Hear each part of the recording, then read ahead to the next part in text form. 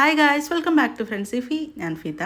ഇന്നത്തെ വ്ളോഗിൽ ഒരു സാറ്റിസ്ഫൈയിങ് കളറിങ് ആർട്ടാണ് കേട്ടോ ചെയ്യാൻ പോകുന്നത്. അതിന് വേണ്ടിയിട്ട് ഈ ഒരു കളറിങ് ബുക്കിൽ നിന്ന് ഞാൻ ഈ ഒരു പിക്ചർ എടുത്തിട്ടുണ്ട്. ഇതിലേക്ക് ഞാൻ ഫുള്ളി പേസ്റ്റൽ കളേഴ്സാണ് കേട്ടോ ഇന്ന് ചെയ്യുന്നത്. ഒരു പേസ്റ്റൽ കളേഴ്സിൻ്റെ കളർഫുൾ കോംബോ ആണ്. അതിൽ ആദ്യം നമ്മൾ പിങ്ക് അല്ലെങ്കിൽ ഒരു പീച്ച് ഷെയ്ഡാണ് എടുത്തിട്ടുള്ളത്. ബ്രഷ് പെന്ന് വെച്ചിട്ടാണ് കേട്ടോ നമ്മൾ ഇത് ഫുൾ ചെയ്യാൻ പോകുന്നത്. പണ്ടൊക്കെ നമ്മൾ ചെറുപ്പത്തിൽ കളറിംഗ് ഒക്കെ ചെയ്യുന്ന സമയത്ത് കൂടുതൽ യൂസ് ചെയ്തുകൊണ്ടിരുന്ന മീഡിയം എന്ന് പറയുന്നത് കളർ പെൻസിൽസ് അല്ലായിരുന്നു. പക്ഷേ എനിക്ക് ചെയ്ത് നോക്കിയതിൽ വെച്ചിട്ട് ഏറ്റവും യൂസ്ഫുൾ ആയിട്ട് തോന്നിയിട്ടില്ല, അല്ലെങ്കിൽ കളറിങ് ചെയ്യാൻ ഏറ്റവും ബെസ്റ്റ് ആയിട്ട് തോന്നിയിട്ടുള്ള ഒരു ഓപ്ഷനാണ് കേട്ടോ ഈ ഒരു ബ്രഷ് പെൻസ് എന്ന് പറയുന്നത്.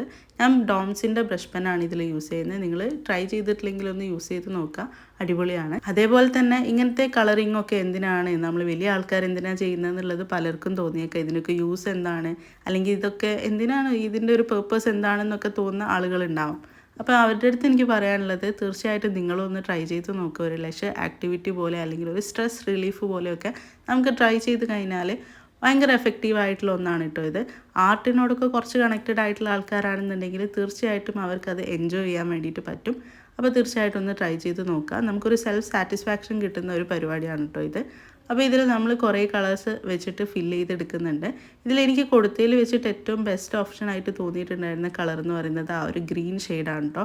കൊടുത്തതിൽ വെച്ചിട്ടൊന്ന് പോപ്പ് ഔട്ട് ചെയ്തിട്ട് ഒരു ഹൈലൈറ്റ് ആയിട്ട് നിൽക്കുന്ന പോലെ തോന്നി. പിന്നെ ഇതിൽ നമ്മൾ ലെഫ്റ്റ് സൈഡിൽ ആ ഗ്രീൻ കളറിൻ്റെ തൊട്ടടുത്ത് ഞാനൊരു വൈറ്റ് സ്പേസ് അങ്ങനെ തന്നെ ബ്ലാങ്ക് ആയിട്ട് വെച്ചിട്ടുണ്ട് കേട്ടോ. അത് ചെയ്ത് വന്നപ്പോൾ അത് അങ്ങനെ തന്നെ വിടുന്നതാണ് ഭംഗിയെന്ന് തോന്നി. അതുകൊണ്ട് അങ്ങനെ നമ്മൾ ബ്ലാങ്ക് ആയിട്ട് കൊടുക്കുകയാണ്. പിന്നെ ലിപ്പിന് ഒരു ബേസ് കളർ കൊടുത്തതിന് ശേഷം നമ്മൾ അതിൻ്റെ മേലെ കളർ പെൻസിൽ വെച്ചിട്ട് ജസ്റ്റ് ഒന്ന് ഷാഡോവും കൂടെ കൊടുത്തിട്ട് ജസ്റ്റ് ഒന്ന് ഇറേസ് ചെയ്തിട്ടൊരു ഹൈലൈറ്റ് കൊടുക്കുന്നുണ്ട്. കണ്ണിൽ ചെറിയൊരു ടിൻറ്റ് വൈറ്റ് കൊടുത്തിട്ട് ഒന്ന് എൻഹാൻസ് ചെയ്തിട്ടുണ്ട്.